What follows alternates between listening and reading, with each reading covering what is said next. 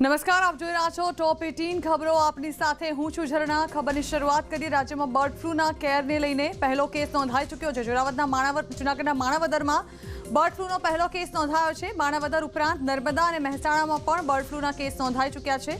માણાવદરમાં 50થી વધુ પક્ષીઓના મોત થયા હતા. મૃત પક્ષીઓના સેમ્પલ ભોપાલ મોકલવામાં આવ્યા હતા. ત્યારે ભોપાલ લેબનો જે રિપોર્ટ આવ્યો છે તેમાં માણાવદરમાં જે પક્ષીઓના મોત થયા છે તેમાંથી એક પક્ષીનું મોત બર્ડ ફ્લૂને કારણે થયું હોવાનું સામે આવ્યું છે. એટલે કે શું હવે રાજ્યમાં પણ બર્ડ ફ્લૂ હાહાકાર મચાવવાની તૈયારીમાં છે? જોકે આ પહેલા જ તંત્ર આ બાબતે સતર્ક થઈ ગયું હતું અને સાવચેતીના પગલાં પહેલેથી જ લેવાઈ રહ્યા છે. પરંતુ હવે રાજ્યમાં પણ બર્ડ ફ્લૂએ દસ્તક આપી દીધી છે. ગુજરાતમાં પણ બર્ડ ફ્લૂની પુષ્ટિ થઈ ગઈ છે. ત્યારે હવે સાવચેત રહેવાની જરૂર વધી ગઈ છે, કેમ કે હજુ ઘણા મૃત પક્ષીઓના રિપોર્ટની રાહ જોવાઈ રહી છે. આપણે જાણીએ છીએ કે 2-3 તારીખની આસપાસ જે 53 ટીટોડી કે બીજા જે આપણને પક્ષીઓના કરકાસ જોવા મળ્યા હતા એની ભોપાલ ખાતે તપાસણી કરવામાં આજે 2 ટીટોડીના જે બર્ડ ફ્લૂના સેમ્પલ છે એ પોઝિટિવ આવ્યા છે. તંત્ર જ્યાર દિવસથી એ આપણી સામે ઘટના સામે આવી હતી ત્યારથી આપણે સજ્જ જ હતા અને સર્વેલન્સ પ્રોપર આપણે રાખ્યું હતું. હવે સર્વેલન્સ આપણે જે એક ઇન્ટેન્સિવ ઝોન અને એક સર્વેલન્સ ઝોન તરીકે જે 10 કિલોમીટરનું જો એરિયા છે બાટવાખારા ડેમનું એને આપણે આવરી લીધું છે અને એમાં જે આવતા 17 ગામો છે એમાં સઘન સર્વેલન્સની કામગીરી આપણા મારફત ચાલે છે. તો આ પહેલા રાજ્યમાં દેશમાં 5 એવા રાજ્યો છે કે જેમાં બર્ડ ફ્લૂની દહેશત સામે આવી ચૂકી હોય. ત્યારબાદ ગુજરાતમાં આજે વધુ એક કેસ સામે આવતા ગુજરાત રાજ્ય 6ઠ્ઠા નંબરનું એવું રાજ્ય બન્યું છે દેશનું કે જ્યાં બર્ડ ફ્લૂની દહેશત વ્યાપી હોય.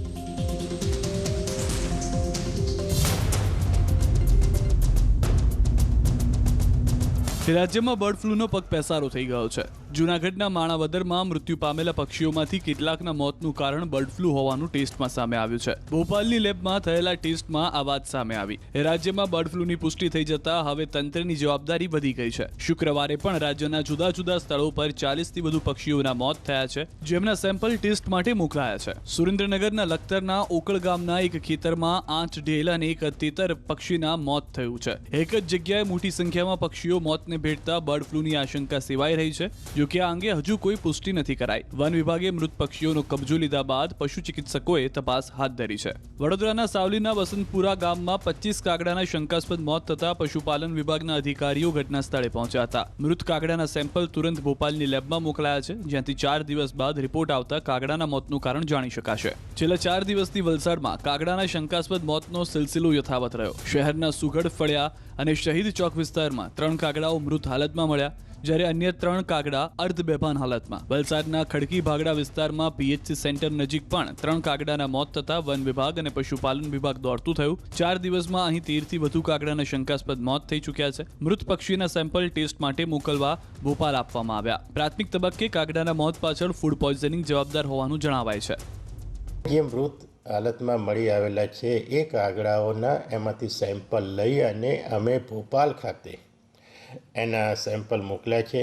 લેબોરેટરીમાં એનું ટેસ્ટિંગ થાય, ટેસ્ટિંગનો રિપોર્ટ આવે પછી આપણે એમ કહી શકીએ કે ખરેખર મરવા પાછળનું આ કાગડાઓનું કારણ શું હતું. બર્ડ ફ્લૂની અસરને જોતા નર્મદાના કેવડિયામાં જંગલ સફારી પાર્કના પક્ષીઘરને પ્રવાસીઓ માટે બંધ કરી દેવાયું. સાથે જ વિદેશી અને સ્વદેશી પક્ષીઓની ખાસ કાળજી રાખવામાં આવી રહી છે. પક્ષીઘરમાં દવાનો છંટકાવ અને પક્ષીઓનું સતત મોનિટરિંગ કરવામાં આવી રહ્યું છે. પક્ષીઘરમાં 5000થી વધુ પક્ષીઓ છે, જેમની દેખરેખ માટે વેટરનરી મેડિકલ ઓફિસરને તૈનાત કરાયા છે. Bureau report, news 18 Gujarati. રાજ્યમાં કાતિલ બની રહેલા શિયાળા વચ્ચે કમોસમી વરસાદે ખેડૂતોની મુશ્કેલી વધારી છે. ક્યાંક ઊભા પાક પર જોખમ તોડાય છે તો ક્યાંક વાવણી નિષ્ફળ જવાનો ભય તોડાય છે. આ દ્રશ્યો પહેલી નજરે ચોમાસા જેવા લાગશે, પણ એવું નથી. દક્ષિણ ગુજરાતમાં માવઠાથી શિયાળા અને ચોમાસાની ઋતુ એક સાથે ચાલી રહી છે. નર્મદા જિલ્લાના ડેડિયાપાડામાં માવઠાથી ચોમાસા જેવા દ્રશ્યો સર્જાયા. લોકો મૂંઝવણમાં પડી ગયા કે સ્વેટર પહેરવું કે રેનકોટ. વાદળછાયા હવામાન વચ્ચે વરસાદ રોકાઈ ન શક્યો. દક્ષિણ ગુજરાતમાં વરસાદની આગાહી વચ્ચે ડાંગ જિલ્લામાં સતત બીજા દિવસે માવઠું થયું. આહવા, સાપુતારા, વઘઈ અને સુબીર પંથકમાં કમોસમી વરસાદ પડ્યો. વરસાદની વચ્ચે આકાશમાં મેઘધનુષ પણ જોવા મળ્યું. તાપીમાં પણ વરસાદ રોકાઈ ન શક્યો. વ્યારા અને ડોલવણમાં બપોરે મેઘરાજાએ આગાહી મુજબ પધરામણી કરી, જેનાથી લોકોની મુશ્કેલી વધી ગઈ. વલસાડના વાપી, ઉમરગામ અને કપરાડામાં સવારથી જ છૂટોછવાયો વરસાદ થઈ રહ્યો છે. વલસાડમાં માવઠાથી હાફૂસ સહિતની કેરીઓનો પાક પર જોખમ ઊભું થયું છે. આંબા પર હજુ મોર બેસી રહ્યા છે, ત્યારે જ હવામાનમાં આવેલા પલટાને કારણે ખેડૂતો ચિંતામાં મુકાયા છે. વાદળછાયા વાતાવરણ અને ઠંડી વધતા આંબા પર મોર બેસવાની પ્રક્રિયાને પ્રતિકૂળ અસર થઈ છે. આ વખતે પણ ખેડૂતોએ કેરીના પાકમાં નુકસાની સહન કરવાનો વારો આવે તેવા સંજોગો સર્જાયા છે.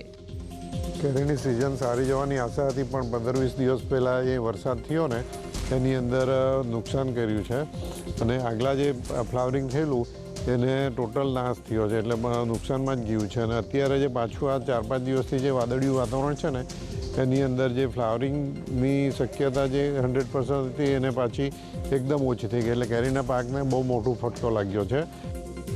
નવસારીના ગ્રામ્ય પંથકમાં પણ વરસાદથી ખેડૂતોની આશા પર પાણી ફરી વળ્યું છે. માવઠાથી કેરી, શેરડી અને ડાંગરના પાકને નુકસાન થઈ રહ્યું છે. આંબા પરથી મોર ખરી રહ્યા છે તો ડાંગરના ધરું ભીંજાઈ જતા નુકસાન થયું છે. શેરડીના ખેતરોમાં પણ આ સ્થિતિ છે. ખેતરોમાં ભરાયેલા વરસાદના પાણીમાં ખેડૂતોની મહેનત પણ ડૂબી ગઈ છે. ખેડૂતો સરકાર પાસે સહાયની માંગ કરી રહ્યા છે. એક તરફ માવઠાથી લોકોની મુશ્કેલી વધી છે, ઠંડીમાં વધારો થયો છે, કપાસ, ડાંગર, શેરડી સહિતના શિયાળુ અને બાગાયતી પાકોને નુકસાનની ભીતિ છે. ત્યારે ચિંતાજનક બાબત એ છે કે રાજ્યમાં હજુ 3 દિવસ માવઠાની આગાહી છે.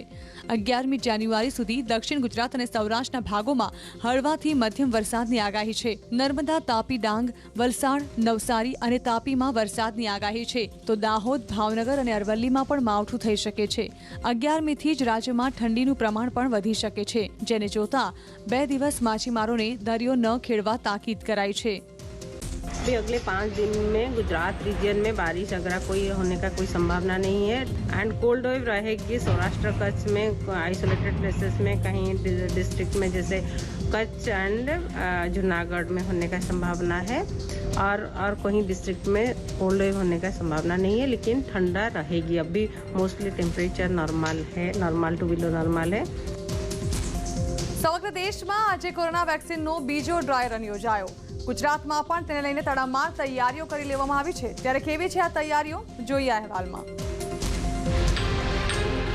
દેશવાસીઓને ટૂંક સમયમાં જ કોરોના વેક્સિન મળવા જઈ રહી છે, ત્યારે આ માટે બીજા તબક્કાનું દેશવ્યાપી વેક્સિન ડ્રાય રન કરાયું, જેનો હેતુ વેક્સિનેશન સમયની જરૂરિયાતોને પૂરી કરવાનો અને સમસ્યાઓના નિરાકરણનો છે. ગુજરાતના 248 તાલુકાઓમાં વેક્સિન માટે ડ્રાય રન યોજાયું. તાલુકા દીઠ 3 કેન્દ્ર પર આ માટેની કામગીરી યોજાઈ, જેમાં વેક્સિન આપવા સુધીની પ્રક્રિયાનું રિહર્સલ કરાયું. આરોગ્ય કર્મીઓની હિસ્સેદારી સાથેના ડ્રાય રનનો તંત્ર દ્વારા ઝીણવટભર્યો અભ્યાસ કરાશે, જેથી સામાન્ય નાગરિકોને જ્યારે રસી આપવાનું શરૂ થશે ત્યારે કોઈ સમસ્યા સામે ન આવે. અમદાવાદ શહેરમાં કોર્પોરેશનના 7 ઝોનમાં 25 સ્થળો પર વેક્સિનનું ડ્રાય રન યોજાયું. આ માટે ખાસ કેન્દ્રો ઊભા કરાયા હતા, જ્યાં કેન્દ્ર દીઠ 25 લોકોને બોલાવવામાં આવ્યા હતા. કોર્પોરેશનમાં આરોગ્ય અધિકારીઓનું માનીએ તો અમદાવાદમાં આગામી 10 દિવસમાં વેક્સિન આવવાની શક્યતા છે. ત્યારબાદ 300 રસીકરણ સેન્ટર પર કામગીરી હાથ ધરાશે. આ માટે 300 સરકારી અને ખાનગી શાળાઓની પસંદગી કરાઈ છે. એક કેન્દ્ર પર એક દિવસમાં 100 જેટલા લોકોને વેક્સિન આપવામાં આવશે, એટલે કે એક દિવસમાં 30,000 લોકોને રસી આપવા તંત્રનું આયોજન છે. પ્રથમ રાઉન્ડમાં હેલ્થ વર્કર, કોરોના વોરિયર્સ અને ફ્રન્ટલાઇન વોરિયર્સને વેક્સિન અપાશે. ફર્સ્ટ ફેઝમાં મેં આપને વાત કરી એમ હેલ્થકેર વર્કર છે. વિધિન 3 to 4 ડેઝમાં તમામ હેલ્થકેર વર્કરનું વેક્સિનેશન થઈ જાય તે પ્રકારની કામગીરી કરવામાં આવશે. ત્યારબાદના આવનારા 3-4 દિવસમાં ફ્રન્ટલાઇન વર્કર છે એટલે એ લોકોની કામગીરી સંપૂર્ણ કરવામાં આવશે, અને ત્યારબાદ 50 વર્ષથી જે મોટા વ્યક્તિ છે તે લોકોનું વેક્સિનેશનની કામગીરી કરવામાં આવશે. એક વખત વેક્સિનનો જથ્થો ઉપલબ્ધ થઈ જશે ત્યારબાદ આ કામગીરી ખૂબ પૂર ઝડપે કોર્પોરેશન દ્વારા કરવામાં આવશે. ડ્રાય રન દરમિયાન વેક્સિનેશન બાદની કામગીરી પર વધુ ધ્યાન આપવામાં આવ્યું છે. જો કોઈ દર્દીને વેક્સિનેશનની આડઅસર થાય તો તેના માટે દવા અને સારવારની વ્યવસ્થા કરાઈ છે. આ પ્રક્રિયા દરમિયાન કોઈને પણ કોઈ એડવર્સ ઇવેન્ટ થાય છે તો તાત્કાલિક ધોરણે એને તમામ સારવાર મળી રહે તે પ્રકારની પણ વ્યવસ્થા કરવામાં આવેલી છે. સંપૂર્ણપણે બેડની વ્યવસ્થા, એટલે કે કોઈ પેશન્ટને કોઈ એડવર્સ ઇવેન્ટ થઈ તો આ જગ્યાએ એને હેન્ડલ કરી શકાય તે પ્રકારની વ્યવસ્થા કોર્પોરેશન દ્વારા કરવામાં આવેલી છે. વડોદરામાં 12 સ્થળો પર વેક્સિનેશનનું ડ્રાય રન યોજાયું. ઓએસટી વિનોદ રાવની દેખરેખ હેઠળ સમગ્ર પ્રક્રિયા હાથ ધરાઈ હતી. તો રાજકોટ શહેર અને જિલ્લામાં 39 સ્થળે ટ્રાયલ રન યોજાયું. આ સમગ્ર પ્રક્રિયા સરકારી શાળાઓમાં યોજાઈ હતી. અમદાવાદમાં કોર્પોરેશન દ્વારા વેક્સિન માટે ખાસ સ્ટોર રૂમ તૈયાર કરાયો છે, જેમાં મુકાયેલા ડીપ ફ્રીઝમાં 60,000થી વધુ વેક્સિનનો સંગ્રહ કરી શકાશે. આ રેફ્રિજરેટરમાં -25°C સુધીના નીચે તાપમાને રસીનો સંગ્રહ કરી શકાય છે. આ સેન્ટરમાંથી જ સમગ્ર શહેરમાં રસીનું વિતરણ કરાશે. હવે જોવું એ રહેશે કે રાજ્યમાં વેક્સિનેશન ક્યારે શરૂ થાય છે. Bureau report, news 18 Gujarati. તો ડ્રાય રન બાદ હવે રાજ્યમાં ગમે તે સમયે કોરોનાની વેક્સિન આવી શકે છે. ત્યારે વેક્સિનના સંગ્રહ માટે ગાંધીનગરમાં ખાસ વ્યવસ્થા કરાઈ છે. ગાંધીનગર સિવિલ પાછળ નેશનલ હેલ્થ મિશન ખાતે સ્ટોરેજ ઊભું કરાયું છે, જ્યાંથી સમગ્ર રાજ્યમાં વેક્સિન પહોંચાડવામાં આવશે. વેક્સિનના સંગ્રહ માટેની તૈયારીઓને આખરી ઓપ અપાયો છે. વેક્સિન આવ્યા બાદ મુખ્યમંત્રી કે નાયબ મુખ્યમંત્રી અહીંની મુલાકાત લેશે. 11મી જાન્યુઆરીથી રાજ્યમાં ધોરણ 10 અને 12ની શાળાઓ શરૂ કરવા માટે રાજ્ય સરકારે માર્ગદર્શિકાઓ બહાર પાડી છે, જે અનુસાર કન્ટેનમેન્ટ ઝોન વિસ્તારમાં આવતી સ્કૂલો નહીં ખુલી શકે. કન્ટેનમેન્ટ ઝોનનો વિદ્યાર્થી કે સ્ટાફ સ્કૂલમાં હાજર નહીં રહી શકે. સંક્રમિત પરિવારની વ્યક્તિ પણ શાળાએ નહીં આવી શકે. ઓફલાઈન શૈક્ષણિક કાર્યમાં હાજરી આપવી વિદ્યાર્થીઓ માટે સ્વૈચ્છિક છે અને આ માટે વાલીઓ પાસેથી લેખિત સંમતિપત્ર મેળવવાનું રહેશે. શાળાએ માત્ર ધોરણ 10 અને 12ના વિદ્યાર્થીઓને શાળામાં બોલાવવાના રહેશે. શાળાએ વિદ્યાર્થીઓની સંખ્યા, વિષયની જરૂરિયાત અને જટિલતાને ધ્યાનમાં લઈ વર્ગની સંખ્યા ગોઠવવાની રહેશે. 2 વિદ્યાર્થીઓ વચ્ચે સોશિયલ ડિસ્ટન્સ જળવાય તેનું ધ્યાન રાખવા બેઠક વ્યવસ્થા ગોઠવવી પડશે. સંક્રમિત કે લક્ષણ ધરાવતા વિદ્યાર્થી કે શિક્ષક શાળા સંકુલમાં ન પ્રવેશે તેની કાળજી સંબંધિત સત્તાધિકારીઓએ લેવાની રહેશે.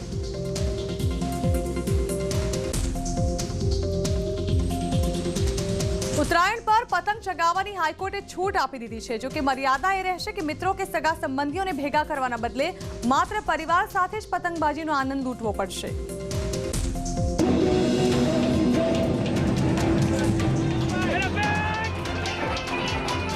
ઉત્તરાયણ પર પતંગ ઉડાવવા પર પ્રતિબંધની માંગ કરતી અરજી હાઈકોર્ટે ફગાવી. સાથે સરકારે જાહેર કરેલી માર્ગદર્શિકા પ્રમાણે પરિવાર સાથે પતંગ ચગાવવાની મંજૂરી આપી.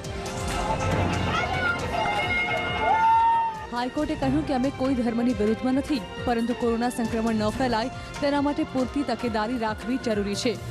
સરકારની માર્ગદર્શિકા પ્રમાણે પતંગ ઉડાડવા માટે ધાબા પર માત્ર પરિવારના સભ્યો રહેશે. લાઉડસ્પીકર વગાડવા પર પ્રતિબંધ રહેશે. બહારની વ્યક્તિ સોસાયટી કે અપાર્ટમેન્ટમાં બહારની વ્યક્તિ નહીં આવી શકે. જો કોઈ બહારની વ્યક્તિ આવશે તો સોસાયટીના ચેરમેન સામે પગલાં લેવાશે. 11, 12, 13 અને 14 જાન્યુઆરીએ રાત્રિ કર્ફ્યુનું ચુસ્ત પાલન કરાવાશે. પતંગ બજારમાં ભીડ નહીં કરી શકાય. રસ્તા પર કે મેદાનમાં પતંગ નહીં ચગાવી શકાય. પોલીસ ડ્રોન અને સીસીટીવીથી સમગ્ર ગતિવિધિ પર નજર રાખશે. સુનાવણી દરમિયાન સરકારે દલીલ આપી કે દિવાળીમાં એક વખત દાઝી ચૂક્યા છીએ, એટલે ફરીથી ચૂક ન રહી જાય એ જોવાની જવાબદારી અમારી છે. સોશિયલ ડિસ્ટન્સનું પાલન થાય, માસ્ક પહેરવામાં આવે અને ધાબા ઉપર વધારે ભીડ ભેગી ના થાય અને બને ત્યાં સુધી, અથવા તો એવું પણ કીધું છે કે ભાઈ એમની સોસાયટીના જે માણસો છે સિવાયના બહારના માણસો સોસાયટીમાં ના આવે અને આ બધી વસ્તુનું પાલન થાય. ધાબા ઉપર લાઉડ સ્પીકર કે ડીજેનો ઉપયોગ ના થાય. હાઈકોર્ટે ચુકાદામાં કહ્યું કે માર્ગદર્શિકાનું યોગ્ય પાલન થાય તે જરૂરી છે. કોર્ટે જનતાને એવું પણ સૂચન કર્યું કે ગર્ભવતી મહિલાઓને 65 વર્ષથી મોટી ઉંમરની વ્યક્તિ તથા કોમોર્બિડિટી ધરાવતા લોકો ધાબે ન જાય તે હિતાવહ છે. પતંગ ઉદ્યોગ સાથે જોડાયેલા પરિવારોની પણ ચિંતા હાઈકોર્ટે કરી, કારણ કે ગયા વર્ષે 600 કરોડનો પતંગ વેપાર થયો હતો, જેના પર રાજ્યના 1,25,000 પરિવારોની રોજીરોટી ટકેલી છે. અગાઉની જેમ ચાઇનીઝ દોરી અને તુક્કલ પર પણ પ્રતિબંધ યથાવત છે.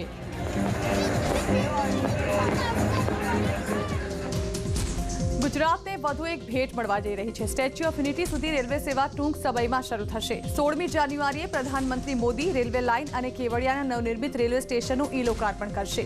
આ માટે કેવડિયા રેલવે સ્ટેશન અને રેલવે લાઇનનું કામ યુદ્ધના ધોરણે ચાલી રહ્યું છે. આ રેલવે સ્ટેશન પર રહેવા ઉપરાંત સરદાર પટેલની આર્ટ ગેલેરી બનાવવામાં આવશે. 663 કરોડના ખર્ચે નાખવામાં આવેલી આ લાઇન ડભોઈ અને વડોદરા થઈ કેવડિયા પહોંચશે. આ રેલવે સ્ટેશન પર અન્ય સ્ટેશન કરતાં વધુ પ્રવાસીઓ આવે તેવી આશા સેવાઈ રહી છે. આ ટ્રેન ઇલેક્ટ્રિક લાઇન સાથે જોડવામાં આવી છે, જેના પર 1 કલાકમાં કેવડિયા સુધી પહોંચાશે. છેલ્લા 5 દિવસમાં વડોદરાથી ડભોઈનો ટેસ્ટ ડ્રાઈવ પણ કરવામાં આવ્યો છે, જેમાં ટ્રેન 150 કિલોમીટર સુધીની ઝડપે દોડાવવામાં આવી છે. દેશના પ્રથમ ઇકો ફ્રેન્ડલી રેલવે સ્ટેશનમાં વીજલાઇન સાથે સોલાર સિસ્ટમ પણ લગાડવામાં આવશે. केवड़िया एक नया स्टेशन बना है कि जो कि एक बहुत ही बेहतरीन स्टेशन है, जो ग्रीन फ्रेंडली, इको फ्रेंडली और ग्रीन स्टेशन, सोलर पैनल और दूसरी तरह से क्योंकि ट्राइब्स जो एरिया है उसके कल्चर को भी उसमें अंदर गैलरी में दिखाया गया है। तो वो अभी क्या है कि ये सारी चीज़ें वहाँ पे फाइनल टच पे है और अभी CRS इंस्पेक्शन भी ये लाइन पे हुआ है, जिसमें क्या है कि इसके बीच में डबोई और चानौड़ के बीच में भी CRS इंस्पेक्शन आने वाले दिनों में जल्द CRS इंस्पेक्शन कर लिए जाएंगे, ताकि आप बता रहे हैं कि ये जो 16 को PM का जो स्टेट अथॉरिटी की तरफ से एक मीडिया की तरफ से एक डेट हमने देखी है। हम पूरी तरह से तैयार हैं।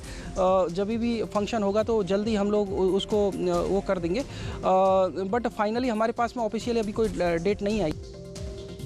तो આગળ જોઈશું અન્ય મહત્વના સમાચારો, તે પહેલા હાલ એક બ્રેક।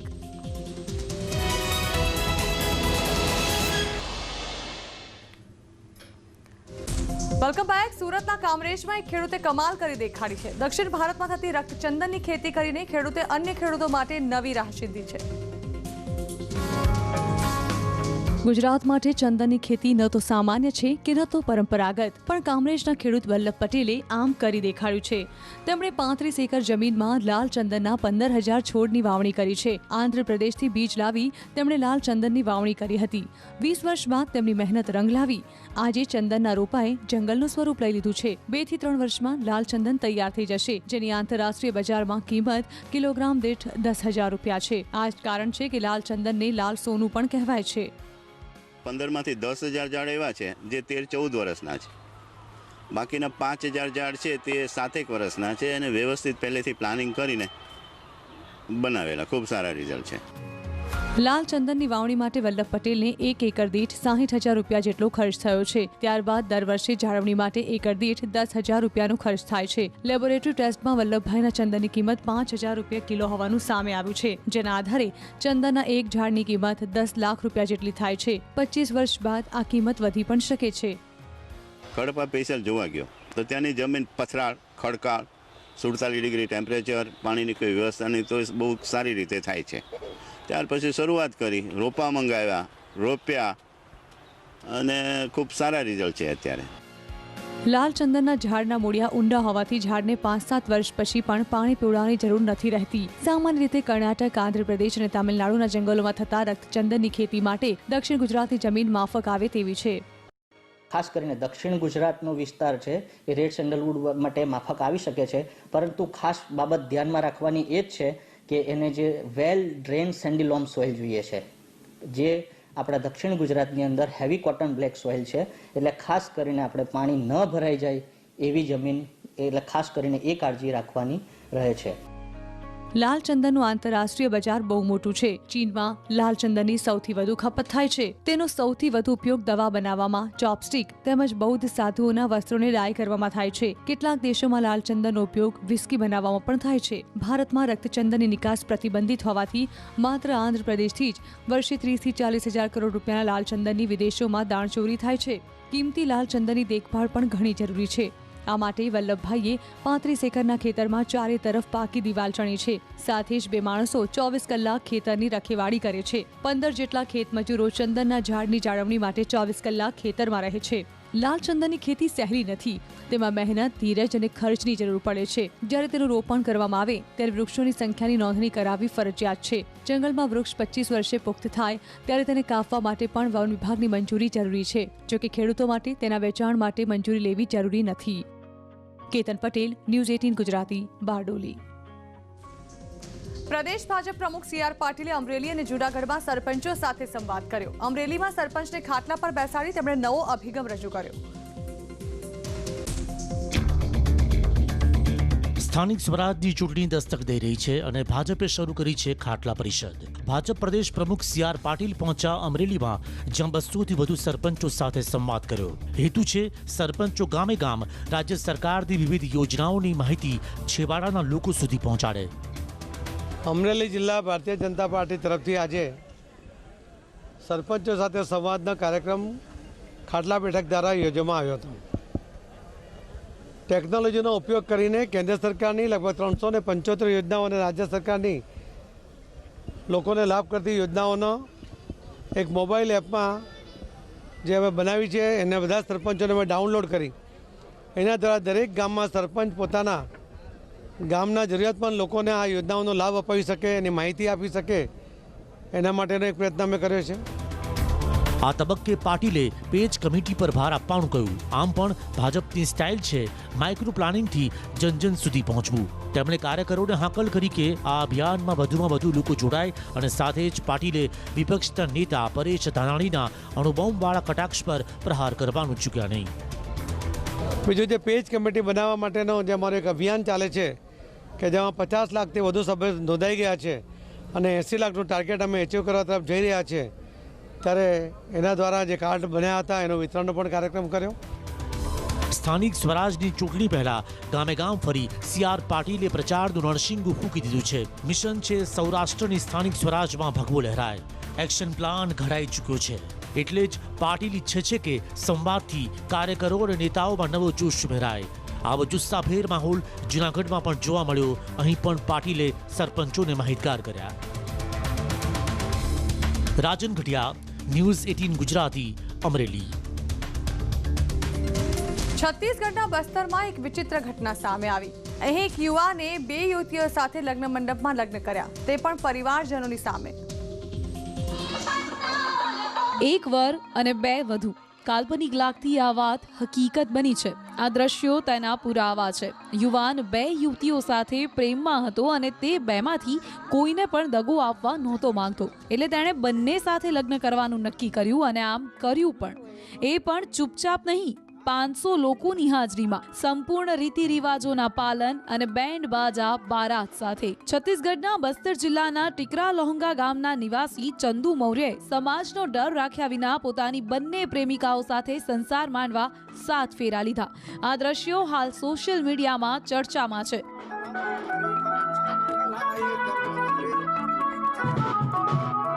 24 વર્ષીય ચંદુ મૌર્ય વીજળીના થાંભલા લગાવવાનું કામ કરે છે। આ દરમિયાન તેની મુલાકાત 21 વર્ષીય આદિવાસી યુવતી સુંદરી કશ્યપ સાથે થઈ હતી। આ મુલાકાત પ્રેમમાં પરિણમી। તેના 1 વર્ષ બાદ એક લગ્નમાં હસીના બઘેલ નામની 20 વર્ષની યુવતી પોતાના સંબંધીના લગ્નમાં ચંદુના ગામે આવી હતી, જ્યાં ચંદુ અને હસીનાને પ્રેમ થઈ ગયો। ચંદુએ હસીનાને પોતાના અગાઉના પ્રેમ સંબંધની જાણ કરી તો हसीनाने તેની સામે કોઈ વાંધો ન હતો। तो वैसी बात कर रहे थे तो गांव में भी एक शादी हो गया, तो हसीना भी आई थी गांव में शादी घर में, तो वो भी देखी मेरे को, तो बोली मैं भी आपको बात करूंगी, ये बोली वो। ચંદુની બંને પ્રેમિકાઓ તેને છોડવા નહોતી માંગતી, તેથી તેઓ ચંદુ સાથે તેના ઘરે લિવ ઇનમાં રહેવા લાગી। જોકે પરિવારજનો અને સ્થાનિકોએ તેની સામે વાંધો ઉઠાવતા ચંદુએ બંને સાથે લગ્ન કરવાનો નિર્ણય કર્યો અને આમ કર્યું પણ ખરા।